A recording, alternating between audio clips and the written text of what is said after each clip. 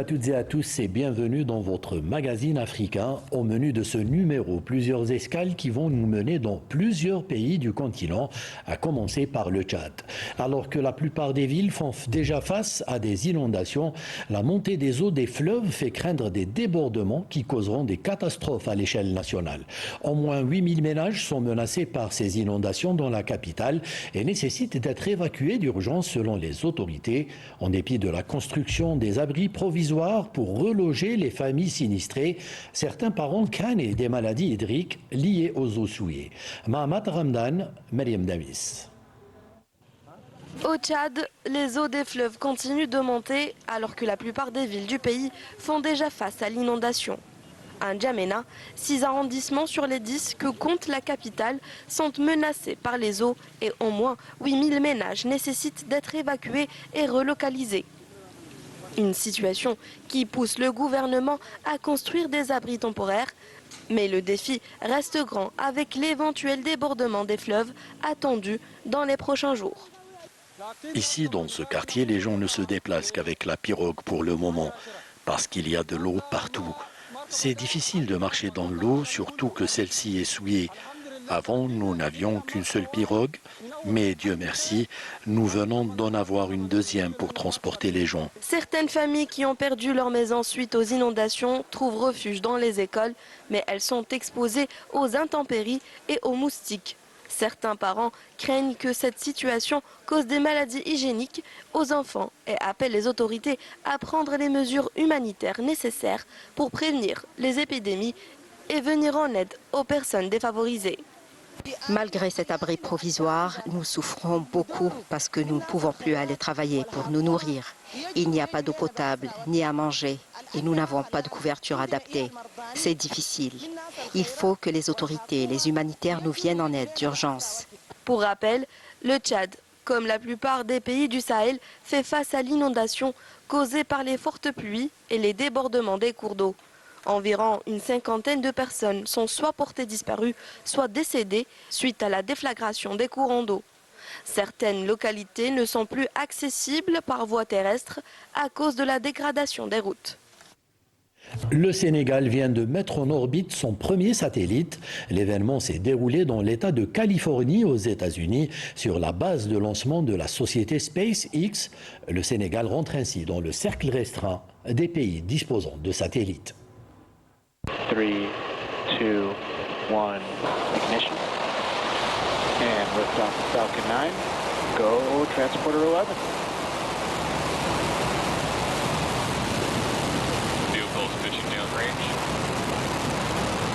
Le Sénégal vient ainsi d'entrer dans le cercle restreint des pays disposant de satellites dans l'espace. C'est un événement national important.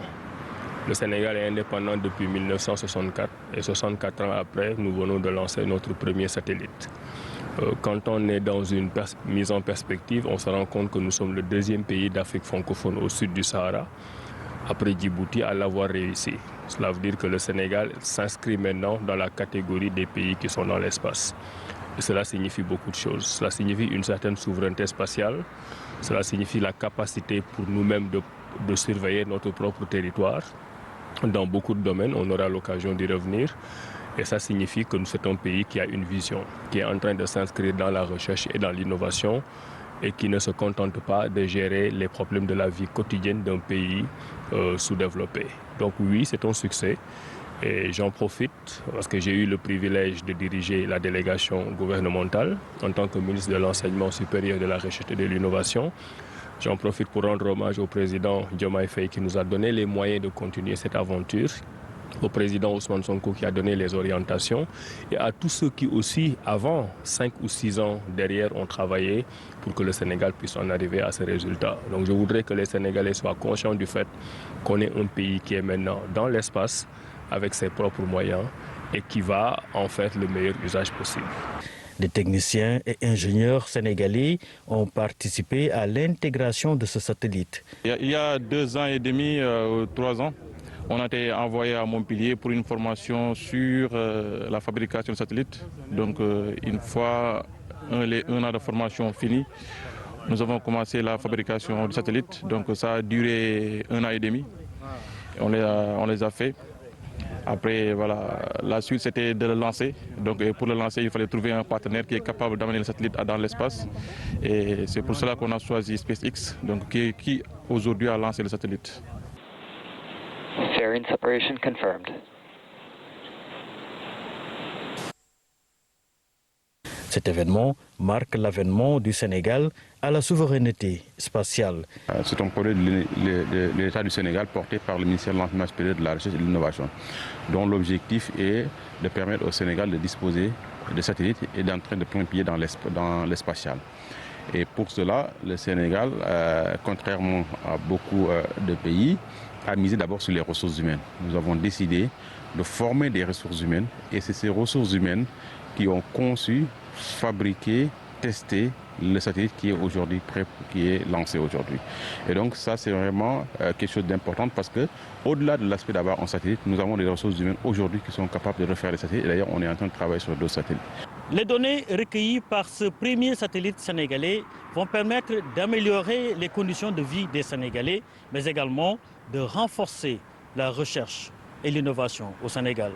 C'était Mamadou Lamine Salam et Seydina Aline Fall depuis les États-Unis pour la RTS. Un logiciel de digitalisation des dossiers des patients a été mis en place à l'hôpital Abass Ndao pour accélérer les procédures de prise en charge des malades. Après des mois d'utilisation, l'hôpital, qui est la première structure sanitaire à bénéficier de cette plateforme, a vu tous ses services adopter ce système. La Banque mondiale a octroyé 50 millions de dollars à l'État du Sénégal pour la mise en œuvre de ce programme. Ndeye Koumba Ndiaye. Quelques clics et le tour est joué. Plus de longues files d'attente ni de lenteur administrative. Après 3 mois d'utilisation du logiciel de digitalisation des dossiers de patients à l'hôpital Abass Ndao, un net changement a été noté dans la prise en charge des malades. Le plus souvent, il se posait des problèmes de conservation aussi de ces dossiers, parce que ces dossiers ne sont pas à l'abri de la poussière ou bien même d'une inondation.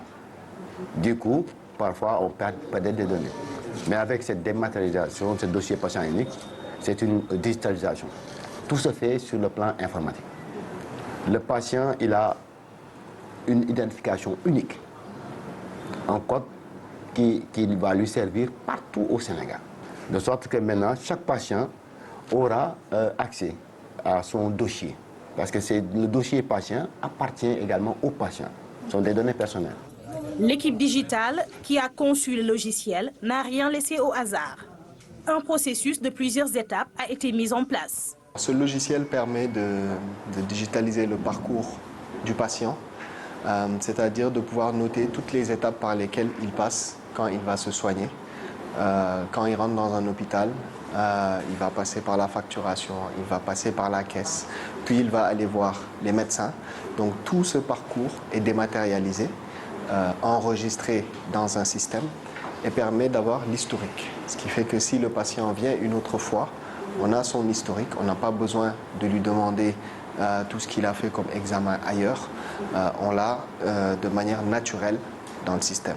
Et vraiment la plus-value du projet, c'est que ça ne va pas être à l'échelle juste d'une structure de santé, mais à l'échelle du pays. Ça veut dire que le patient qui va d'un hôpital à un autre, cet historique va être disponible. La cardiologie a été le premier service du centre hospitalier à utiliser le logiciel.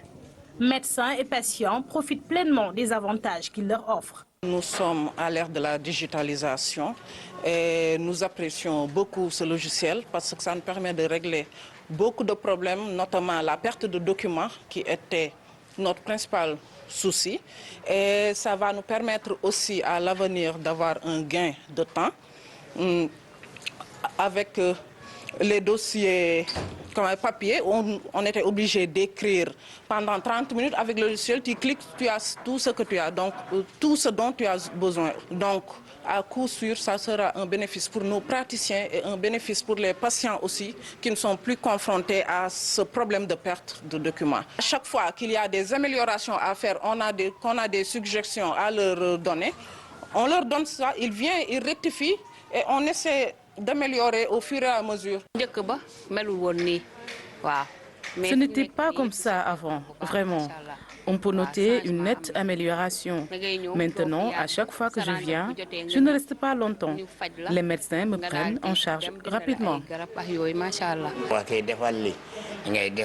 Quand les médecins nous ont parlé de ce logiciel, nous avons tout de suite accepté, car nous savions que c'était pour notre bien. Et Dieu merci, nous ne le regrettons pas.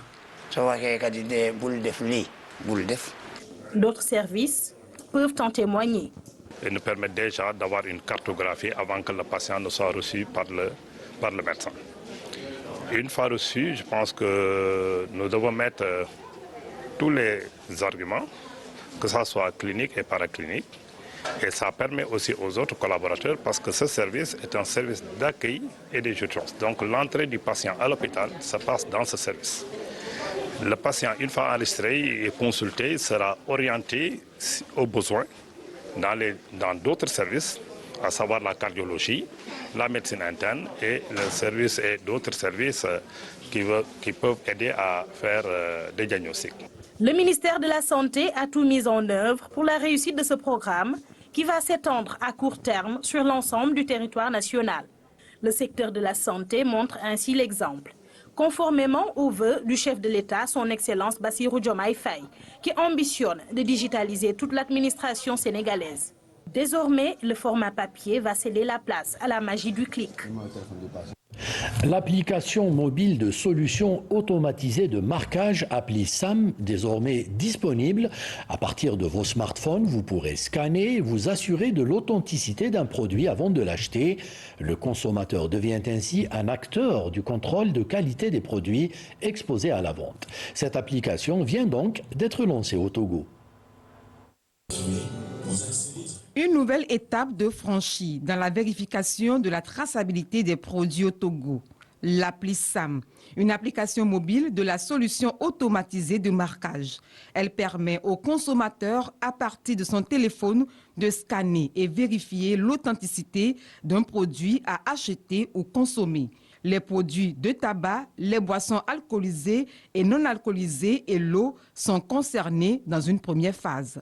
La SAM qui a été initiée par son Excellence M. Forisson Nanyasingbe vise d'abord à protéger les consommateurs en ce qui concerne leur santé. Alors, il va falloir qu'ils soient concernés aussi par le contrôle et la vérification en ce qui concerne les produits qu'ils consomment. Nous avons développé l'application mobile pour la digitalisation de l'économie et de contrôle en ce qui concerne les importations et les produits qui sont nécessairement marqués. Il faut dire aux consommateurs que le temps est venu pour lui de participer lui-même au contrôle. Cette application mobile voit le jour 4 ans après le démarrage de la solution automatisée de marquage des produits au Togo qui se situe dans le cadre du déploiement du plan stratégique 2018-2022 de l'OTR. Son lancement officiel regroupe en cette salle un parterre d'invités. Autorités ministérielles, corps diplomatiques, chefs traditionnels et hautes personnalités. Tous témoins de cette innovation. Ce projet novateur, qui est le premier du genre dans l'espace UMOA, a vu le jour grâce à la vision et à la détermination du chef de l'État, son Excellence M. Forisson Nanyasingbe, dont les ambitions de développement continuent de guider nos actions.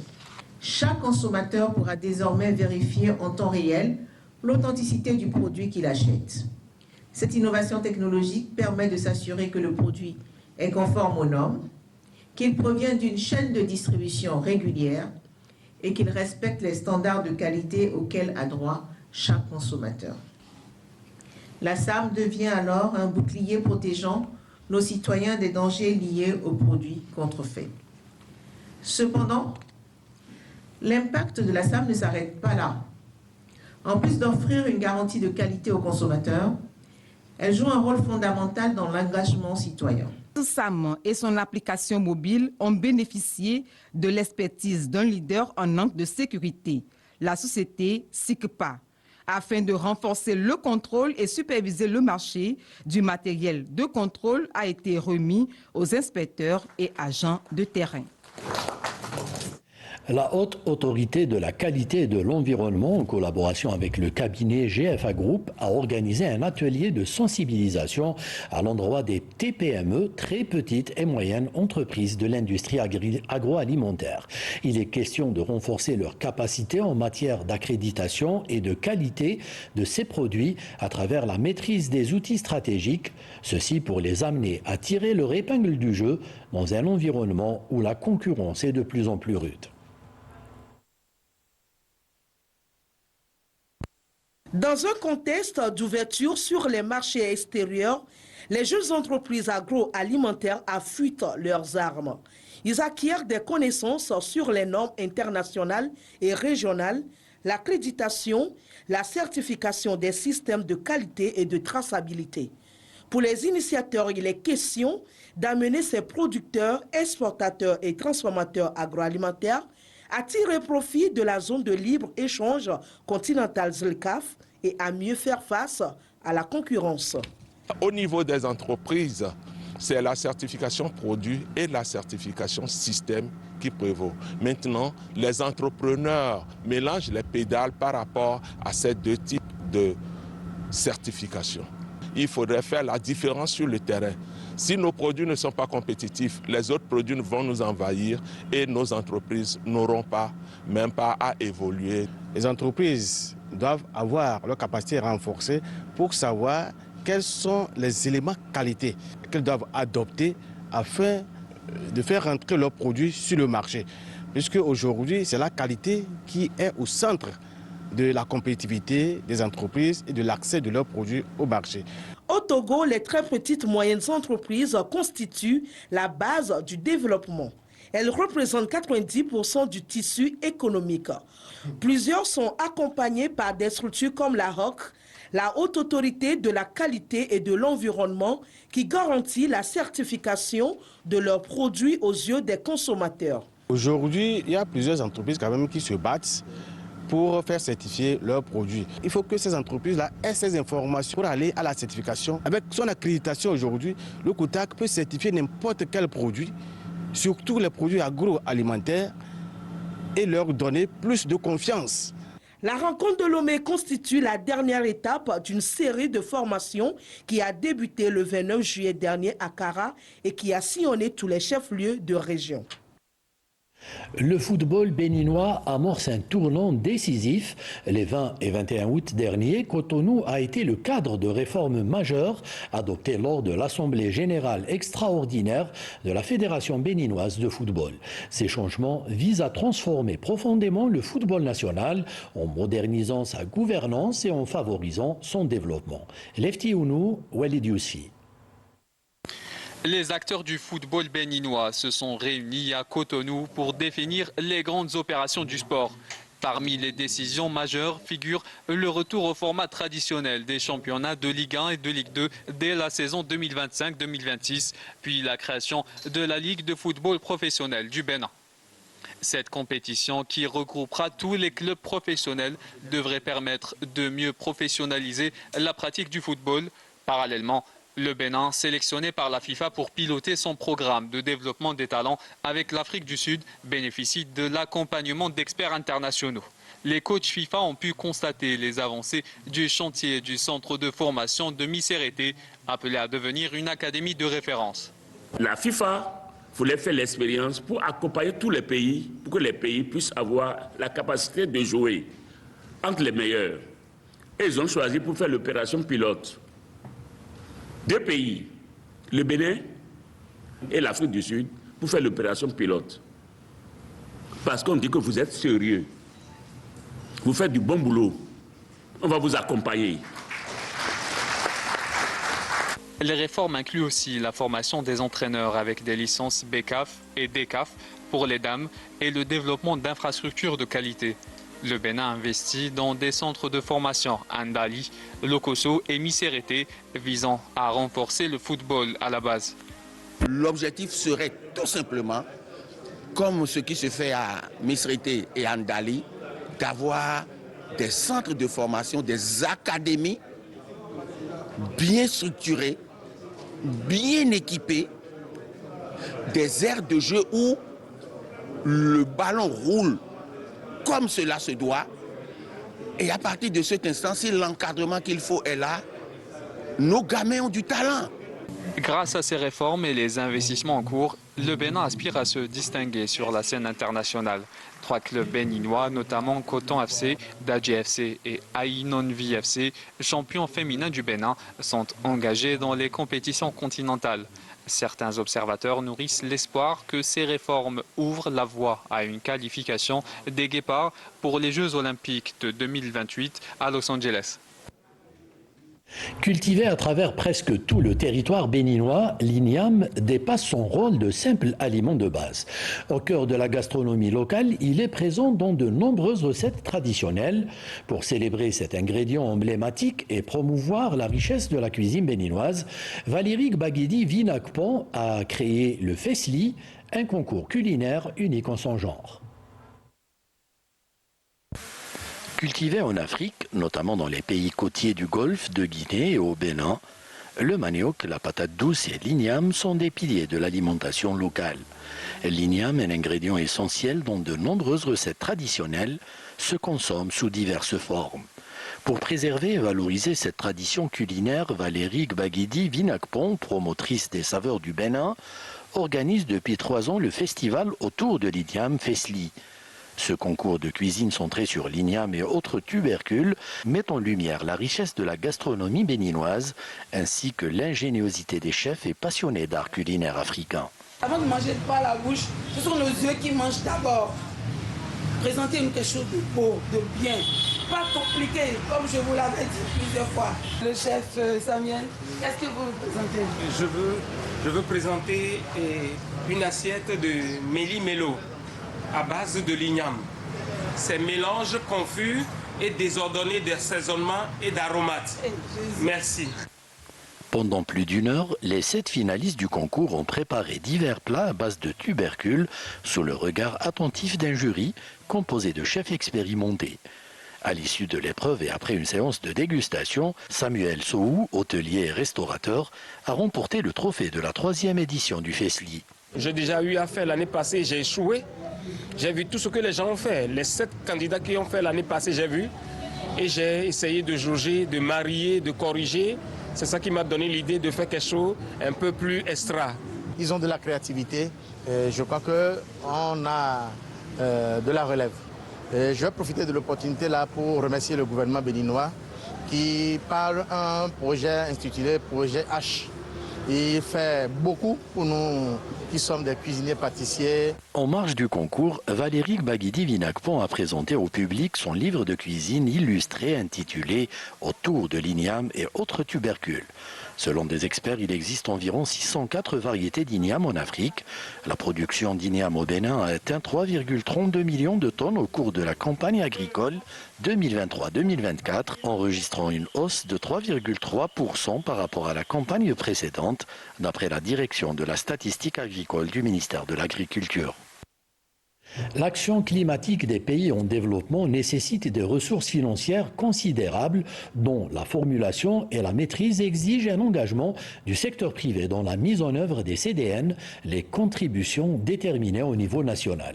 C'est le thème du grand format que nous vous proposons aujourd'hui. Une partie du monde dans les eaux, l'autre en proie à des vagues de chaleur, des sécheresses ou encore des incendies. Autrefois exceptionnels, ces phénomènes météorologiques extrêmes deviennent de plus en plus intenses et fréquents à travers le monde. Face à ces événements résultant du réchauffement climatique, la limitation de la hausse de la température moyenne mondiale à 1,5 degré Celsius est un objectif considéré comme crucial. Ce, afin d'éviter des impacts plus dévastateurs, voire irréversibles sur la planète. Fort de ce constat, le Programme des Nations Unies pour le développement, en partenariat avec les organisations NDC Partnership et Pangea, a tenu récemment à Abidjan en Côte d'Ivoire un atelier régional sur l'engagement du secteur privé dans la mise en œuvre des CDN, les contributions déterminées au niveau national et l'accès au financement climatique. Cette rencontre est très importante pour la Côte d'Ivoire et pour la plupart des pays africains. Comme vous le savez, les pays africains, dans le cadre de la mise en œuvre de l'accord de Paris sur le climat, ont élaboré leurs contributions déterminées au niveau national, qui font ressortir des mesures à mettre en œuvre avec des financements sur les budgets des États, des financements grâce aux partenaires techniques et financiers et des financements bien sûr mobilisés par le secteur privé. Donc au cours de cette rencontre, nous allons échanger avec le secteur privé, partager les bonnes pratiques pour que le secteur privé puisse contribuer à la mise en œuvre des mesures contenues dans nos différentes contributions déterminées au niveau national. On est très très loin des engagements qui ont été pris. Vous le savez, pour atteindre, pour s'assurer que l'augmentation de la température ne dépasse pas 1,5 degré, il y avait des engagements et des investissements massifs qui étaient attendus. Malheureusement, on est en retard. Donc il est essentiel de redoubler d'efforts. Et c'est le but de tout le système des Nations Unies. Et là, pour appuyer, pour essayer, il nous reste 6 ans avant l'atteinte, vous savez aussi, des objectifs de développement durable en 2030. Et l'un des points essentiels, ça va être l'adaptation au changement climatique. Ça va être là, sûrement l'un des chantiers qui va être le plus important.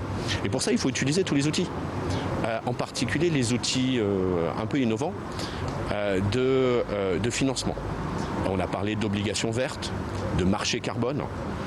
Comment attirer tous les investissements privés vers des secteurs qui sont bas carbone et permettent un développement qui est durable.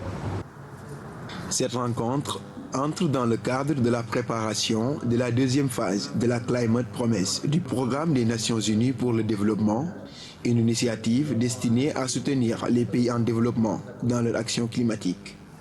Elle s'appuie sur le soutien continu de l'organisation, touchant plus de 125 pays.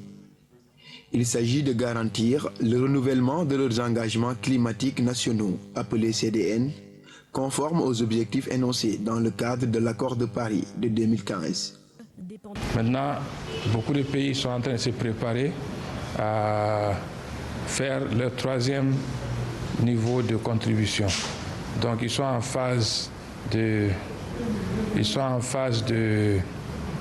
d'état des lieux, des CDN qui courent maintenant, pour réviser et peut-être y apporter des amendements par rapport à des manquements ou bien à des priorités qui ont changé dans le pays. Il faut se dire quand même que la mise en œuvre peut s'améliorer dans beaucoup de pays, parce que quand on prend des engagements pour réduire les émissions de gaz à effet de serre dans des secteurs clés comme l'agriculture, le transport, l'énergie, l'agroforesterie en général, il faut mobiliser beaucoup de financements qui dépassent les milliards de dollars dans beaucoup de pays. Donc les engagements, c'est bien.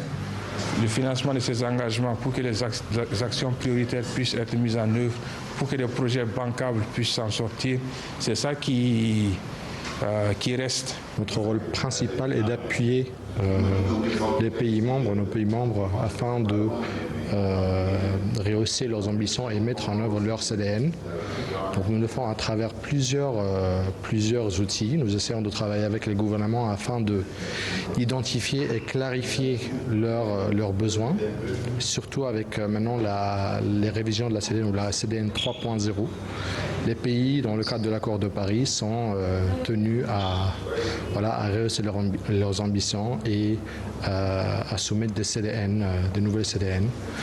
Et c'est dans ce cadre justement que nous travaillons avec les pays pour identifier leurs besoins et puis avoir un plan de mise en œuvre et un plan d'investissement pour une mise en œuvre efficace et efficiente de la CDN en ligne avec leur stratégie de développement national. En vertu de la Convention de Rio de 1992, les pays développés s'étaient engagés à verser au reste du monde une aide financière fixée à 100 milliards de dollars par an sur la période 2020-2025. un montant qui est très en deçà des besoins de financement climatique à l'échelle mondiale. Rien que pour le continent africain, les pays devront mobiliser 2,8 billiards de dollars entre 2020 et 2030, dont 2,5 billiards de sources extérieures, selon les dernières soumissions des CDN. Ainsi, au regard de l'importance du financement nécessaire et de la complexité des mécanismes d'accès aux ressources financières existantes, l'investissement du secteur privé constitue un véritable levier pour l'action climatique. L'étape 2025-2030 va être une étape décisive et en particulier pour l'Afrique. Le rôle du secteur privé va être naturellement important et tout le monde l'a dit. Par contre, la question essentielle qui se pose et qui continue de se poser, c'est comment redonner au secteur privé de nos pays une place qui leur donne la capacité de donner la mesure de toutes les potentialités qu'offre le secteur. L'exercice de ce matin de cet atelier a été très intéressant, en ce sens qu'il a permis de montrer le potentiel de marché que constitue le secteur climatique. Et avec les différentes politiques nationales élaborées et articulées aux politiques publiques, aujourd'hui, on a une vision très claire sur tout le potentiel, toutes les possibilités que le secteur privé peut tirer d'un investissement significatif à travers les contributions déterminées au niveau national. Toutefois, force est de constater que le secteur privé africain n'est pas suffisamment impliqué dans la mise en œuvre des CDN. Or, en termes de mobilisation de ressources, les entreprises privées du continent sont porteuses de grands programmes et projets bancables en matière d'adaptation et d'atténuation susceptibles de lever des financements. L'atelier d'Abidjan a permis aux participants, notamment ceux du secteur privé, de se familiariser avec les CDN et de prendre conscience des défis à relever dans les domaines du climat et de l'environnement. L'implication du secteur privé dans les questions de changement climatique doit être prise en compte. À la base, le secteur privé n'était pas très impliqué, surtout dans le cas de la Mauritanie. Le secteur privé n'était pas très impliqué dans la mise en place des CDN.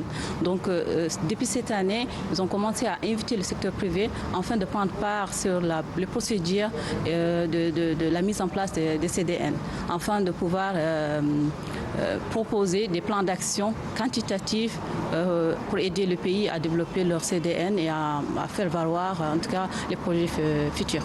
Aujourd'hui, si on nous convie à cet atelier pour qu'on échange, on donne notre point de vue, on nous implique, on nous informe davantage sur les enjeux qui sont assez importants, parce qu'il ne faut pas oublier que nous sommes des pays en voie de développement et les pays développés l'ont fait surtout en émettant des gaz à effet de serre.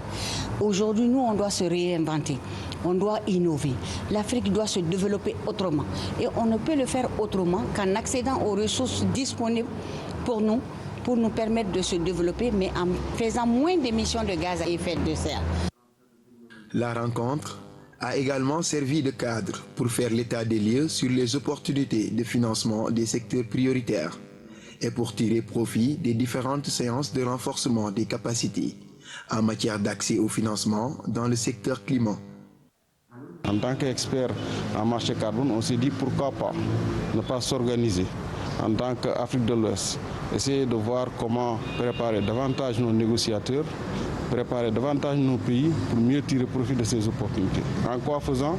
En renforçant leurs capacités, en les accompagnant dans l'identification et le développement de projets, en les assistant dans la préparation pour l'opérationnalisation de l'article 6, ce que nous appelons communément readiness pour l'article 6, et aussi en conseillant les décideurs politiques sur les opportunités réelles liées au marché carbone. Et c'est un marché qui peut générer des flux financiers à hauteur de plusieurs milliards de dollars. La Commission climat pour la région du Sahel se positionne aujourd'hui comme un acteur important dans le cadre de la mise en œuvre des CDN des pays membres, de ces 17 pays membres, donc, qui vont donc de Cap-Vert jusqu'à Djibouti. Donc à aider ces pays membres à élaborer des projets bancables qui peuvent lever des financements climat, que ce soit au niveau national, au niveau régional et au niveau international. De l'autre côté aussi, il y a une autre opportunité importante que nous avons présentée aux parties prenantes, c'est le processus de l'opérationnalisation du Fonds climat pour la résilience du Sahel, qui est en bonne voie, qui est en cours. Les engagements actuels préparent un monde réchauffé de 2,5 à 2,9 degrés au cours du siècle, selon les estimations des Nations Unies, par rapport à la seconde moitié du 19e siècle. Et le seuil de 1,5 degré, la limite la plus ambitieuse de l'accord de Paris, sera probablement atteint entre 2030 et 2035. Le monde en est déjà à au moins 1,2 degré aujourd'hui.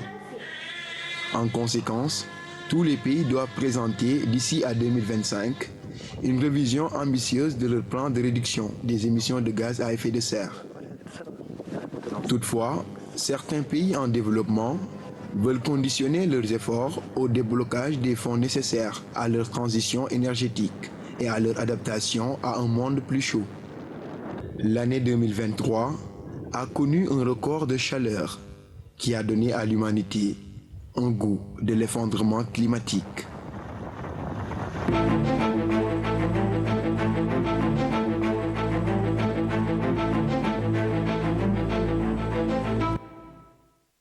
Voilà, ainsi s'achève ce numéro d'Afrique Mag. Merci à tous nos amis techniciens du Studio 2.